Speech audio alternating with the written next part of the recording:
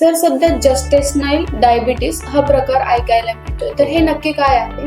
त्याला आपण GDM म्हणतो, म्हणजे gestational diabetes mellitus. Young female किंवा ज्यांची फॅमिली हिस्ट्री आहे आणि खूप स्ट्रॉंग फॅमिली हिस्ट्री आहे की उद्या आई वडिलांना किंवा बहिणी भावाला सुद्धा डायबिटीस आहे, अशांना हे प्रेग्नन्सी मध्ये यंग एज मध्ये होण्याचे चान्सेस असतात. पण एवढं काळजीचं कारण नाही, कारण सध्या त्याच्या बाबतीत जे काही मेडिकल सायन्स ऍडव्हान्स झालेला आहे त्याच्यामध्ये वेगवेगळ्या प्रकारची ड्रग्ज आहेत. आधी आपण म्हणायचो की डायबिटीस म्हटलं म्हणजे तुम्हाला पोटावर किंवा मांडीवर इंजेक्शनच घ्यावे लागतील, पण आता सध्या तसं राहिलेलं नाहीये. भले प्रेग्नन्सी मध्ये इंजेक्शन अजूनही चांगले सेफ आहेत, पण अजूनही सेफ टॅबलेट सध्या मार्केटमध्ये आलेले आहेत ज्या प्रेग्नन्सी मध्ये सुद्धा वापरता येतात. त्याच्यामुळे डायबिटीसमुळे आणि ते प्रेग्नन्सी मध्ये होणाऱ्या डायबिटीसमुळे जे काही कॉम्प्लिकेशन्स आहेत ते बरेच कंट्रोल ठेवता येतात आणि अगदी साध्यातल्या साधा कंट्रोल ठेवून आपण पूर्ण प्रेग्नन्सी 9 महिन्यापर्यंत आणि बाळाला सुद्धा आतमध्ये खूप जास्त वेट गेन होणार नाही, पाणी खूप जास्त वाढणार नाही असे कंट्रोल ठेवू शकतो. प्रीटर्म डिलिव्हरी किंवा वेळेच्या आधी